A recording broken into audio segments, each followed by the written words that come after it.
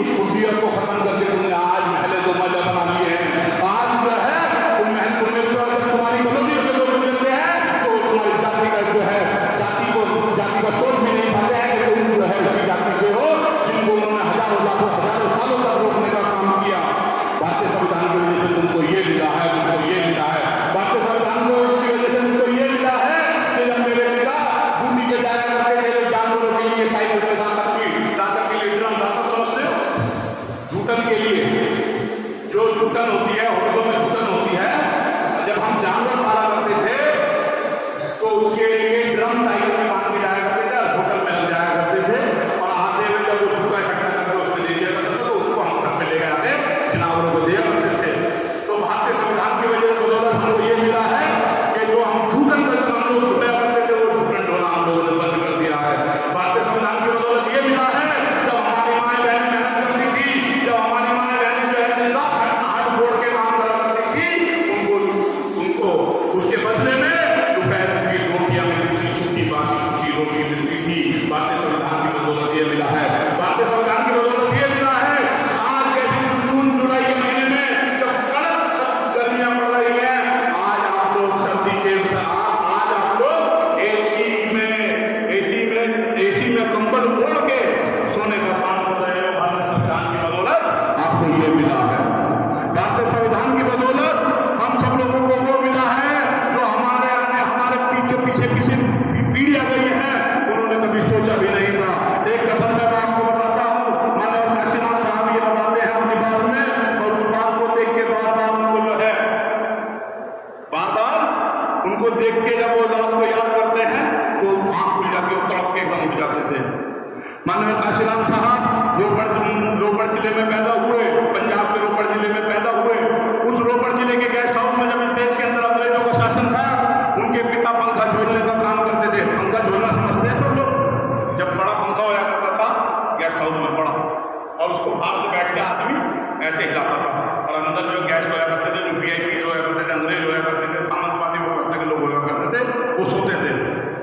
दोपहर की गर्मी है, मई जून का महीना है, दोपहर की गर्मी और वो जो है पंखा झोल रहे हैं। काशीराम साहब की माता जी ने कहा कि जा अपने पिता को जो है गेस्ट हाउस में खाना दिया। काशीराम साहब पैदल गए सब्जी दोपहर में, और उन्होंने जब जाके गेस्ट हाउस पहुंचे तो उन्होंने क्या देखा तो उनका पिता जो है बिल्कुल पसीने में नहाए पड़े और पंखा झोल रहे हैं, और हाँप रहे हैं। पानी पीने का भी समय नहीं है, क्योंकि पंखा छोड़ देंगे तो जो अंदर गैस थोड़ा पसीना आएगा वो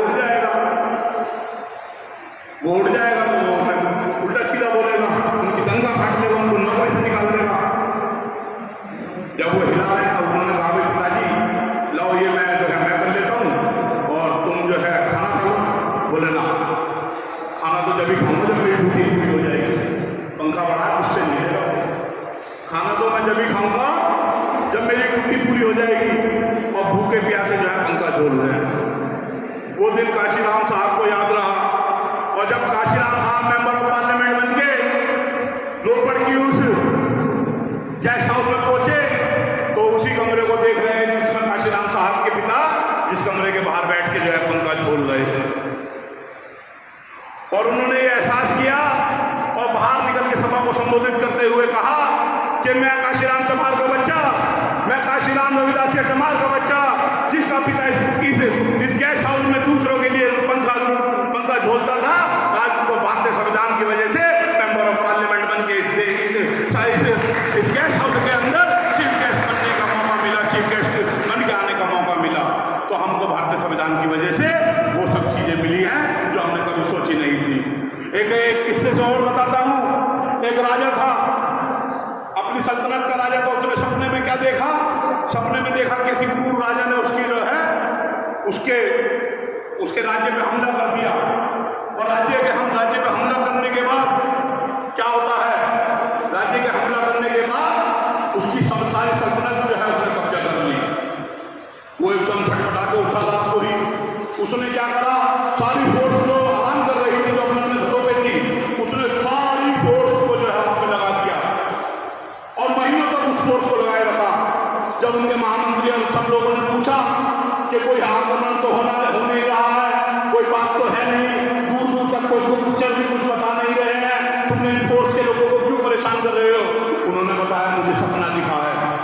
मुझे सपना दिखाया कि एक राजा, एक क्रूर राजा ने मेरी सल्तनत को कब्जाने का काम किया है, इसलिए मैं ये सब चीज कर रहा हूं।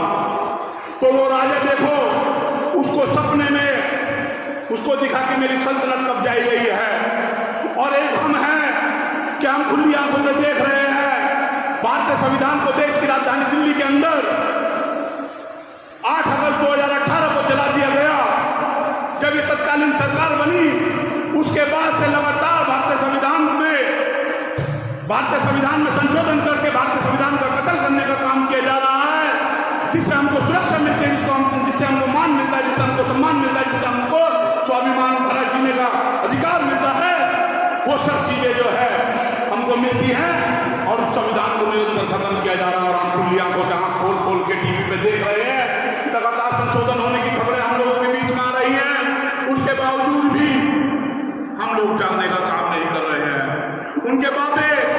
उनके बाबा अपने भागवत कथाओं से लोग लगातार कह रहे हैं कि हम इस देश को हिंदू राष्ट्र बनाने का काम करेंगे, हम इस देश में नया संविधान लागू करने का बात करेंगे।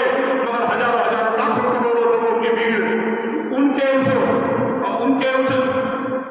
बवंडर में, उनकी उस बेवकूफानी बातें सुनने के लिए भागी जा रही है, दौड़ी जा रही है। हम में से कोई भी लोग उनको जो है ये बात कहने वाला नहीं है कि हिंदू राष्ट्र आपके लिए उतना ही बड़ा अभिशाप साबित होगा जितना बड़ा भारतीय संविधान जब लागू नहीं हुआ था। जब इस देश के अंदर मनुस्मृति थी, जवाहरलाल मनुस्मृति थी, वही हालात जब ये हिंदू राष्ट्र आपके लिए हो जाएगा तो वही हालात आपके यहाँ पर होंगे। हम सोच नहीं सकते, जैसा कि अभी प्रोफेसर तुम ने बताया कि यहाँ पे नई शिक्षा नीति लाई जा रही है। नई शिक्षा नीति के बारे में हमको जानकारी नहीं है। जब शिक्षाएं महंगी हो जाएंगी और रोजगार खत्म हो जाएगा तो हम उसका क्या करेंगे? क्या हम लोग, क्या कमजोर वंचित वर्ग के लोग जो 8,000 रुपये महीना कमाते हैं, जो 10,000 रुपये में दूसरों के खेतों में मजदूरियां करते हैं, क्या उन लोगों को अपने बच्चे क्या वो लोग अपने बच्चे को पढ़ा पाएंगे?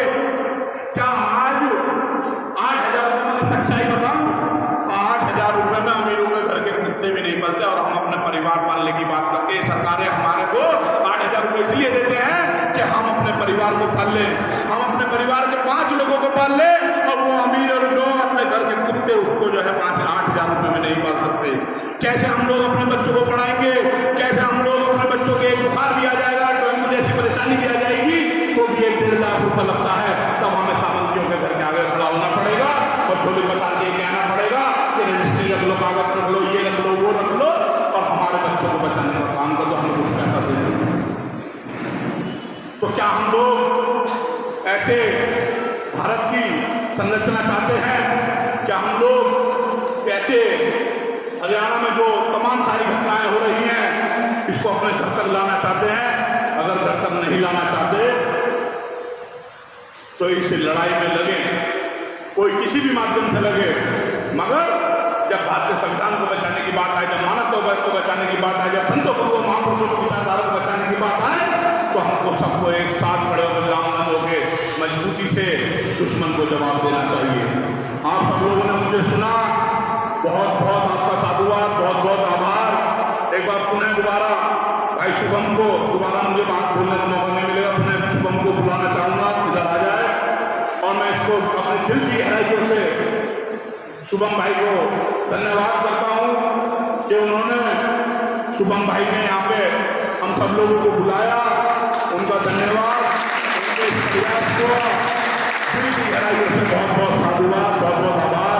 निरंतर आप इस काम को करते रहें, आगे भी कहीं बुलाओगे तो सब लोग यहाँ पे पहुँचेंगे। जय भीम, जय भारत, जय संविधान। मेरे बाद मेरे से सीनियर और सब बहुत सारे विषयों पर जानकारी रखने वाले मेरे साथी अपनी बात रखेंगे। धन्यवाद। समाज की बेटियां उन कमजोर वंचित वर्ग के लोगों की आवाज बनने का काम करती हैं। जहां जहां हरियाणा में जात पात के नाम पे लोगों को बांटने का काम किया जाता है, मनोज धोन भाई जैसे लोग वहाँ गुरुओं की वाणी बोल के, गुरुओं की वाणी बता के, गुरुओं के विचार बता के समाज में समानता पैदा करने का काम करते हैं। मेरे साथ आए दिल्ली से चल के भाई नरविंदर जी, भाई रवि करदम जी, छोटा भाई मनीष जी और नोएडा से हमारी दीनदाना कर्मचारी फेडरेशन की टीम, उनका धन्यवाद। भाई शुभम, जब मैं यहाँ पे आया तो थोड़ा परेशान था। मैंने शुभम से कहा कि बता भाई क्या बात है। बोला भैया अभी थोड़ा समय लगेगा, क्योंकि मैं भी लगातार आंदोलनों में जुड़ा हुआ हूँ, सभाओं में जाता रहता हूँ, अपने साथियों को देख के उनकी परेशानियां समझता हूँ। तो मैंने शुभम से कहा कि भाई तू चिंता मत कर, तुम ये जो काम कर रहे हो इस नरवाना जिला के अंदर हजारों लाखों लोग हैं, हजारों लाखों नौजवान हैं, वो इस काम को करने का साहस अभी तक पैदा नहीं कर पाए हैं अपने अंदर। तुम कर रहे हो तो तुम इन हजारों लाखों लोगों में एक हो, और इस एक काम को तुमने अगर करने का बीड़ा उठाया है तो बड़े दिल और दिमाग वाले व्यक्ति हो, तो तुम कोई असाधारण व्यक्ति नहीं हो। क्योंकि मैं आपको बता देना चाहता हूं, जब महात्मा गौतम बुद्ध से लेकर शुरू से इतिहास को बताता हूं, जब महात्मा गौतम बुद्ध ने पहली बार संत उपदेश देने का काम किया तो उन्होंने भी सिर्फ 5 लोगों को उपदेश देने का काम किया। जब गुरु गोविंद सिंह साहब ने खालसा पंथ की स्थापना करी तो कुछ लोगों के साथ उसकी स्थापना करी। जब महात्मा ज्योतिबा फूले ने सत्याशोधक समाज की स्थापना करी तो भी कुछ लोगों के साथ उन्होंने ये स्थापना करी। जब मां सावित्रीबाई फूले ने समाज की बेटियां, उन कमजोर वंचित वर्ग के लोगों की आवाज बनने का काम करती हैं, जहां जहां हरियाणा में जात पात के नाम पे लोगों को बांटने का काम किया जाता है, मनोज धोन भाई जैसे लोग वहाँ गुरुओं की वाणी बोल के, गुरुओं की वाणी बता के, गुरुओं के विचार बता के समाज में समानता पैदा करने का काम करते हैं। मेरे साथ आए दिल्ली से चल के भाई नरविंदर जी, भाई रवि करदम जी, छोटा भाई मनीष जी और नोएडा से हमारी दीनदाना कर्मचारी फेडरेशन की टीम, उनका धन्यवाद। भाई शुभम, जब मैं यहाँ पे आया तो थोड़ा परेशान था। मैंने शुभम से कहा कि बता भाई क्या बात है। बोला भैया अभी थोड़ा समय लगेगा, क्योंकि मैं भी लगातार आंदोलनों में जुड़ा हुआ हूँ, सभाओं में जाता रहता हूँ, अपने साथियों को देख के उनकी परेशानियां समझता हूँ। तो मैंने शुभम से कहा कि भाई तू चिंता मत कर, तुम ये जो काम कर रहे हो इस नरवाना जिला के अंदर हजारों लाखों लोग हैं, हजारों लाखों नौजवान हैं, वो इस काम को करने का साहस अभी तक पैदा नहीं कर पाए हैं अपने अंदर। तुम कर रहे हो तो तुम इन हजारों लाखों लोगों में एक हो, और इस एक काम को तुमने अगर करने का बीड़ा उठाया है तो बड़े दिल और दिमाग वाले व्यक्ति हो, तो तुम कोई असाधारण व्यक्ति नहीं हो। क्योंकि मैं आपको बता देना चाहता हूं, जब महात्मा गौतम बुद्ध से लेकर शुरू से इतिहास को बताता हूं, जब महात्मा गौतम बुद्ध ने पहली बार संत उपदेश देने का काम किया तो उन्होंने भी सिर्फ 5 लोगों को उपदेश देने का काम किया। जब गुरु गोविंद सिंह साहब ने खालसा पंथ की स्थापना करी तो कुछ लोगों के साथ उसकी स्थापना करी। जब महात्मा ज्योतिबा फूले ने सत्याशोधक समाज की स्थापना करी तो भी कुछ लोगों के साथ उन्होंने ये स्थापना करी। जब मां सावित्रीबाई फूले ने रोजगार पाने के लिए शिक्षा करो और रोजगार पाके टीवी और बीवी में मस्त हो जाओ और समाज को एक तरफ करने के लिए फेंको। उनमें से हमारा भाई शुभम नहीं है। अगर शुभम ने शिक्षा ग्रहण करी और शिक्षा ग्रहण करके इस साहु फूले अम्बेडकर की विचारधारा और बाबा साहब डॉक्टर अम्बेडकर के उस कथन को कि शिक्षित बनो, संघर्ष संगठित रहो और संघर्ष करो के रास्ते पर निकला है, तो शुभम कोई कमजोर व्यक्ति नहीं है, शुभम कोई साधारण व्यक्ति नहीं है। शुभम ने वो बाबा साहब डॉक्टर अम्बेडकर के उस कथन को पूरा करने का काम किया है। उस रुके हुए कारवा को इस नरवाना जिला से बढ़ाने का काम किया है। इस साई से इस गुरु रविदास मंदिर अम्बेडकर धर्मशाला से बढ़ाने का काम किया है। तो धन्यवाद शुभम भाई तुम्हारा।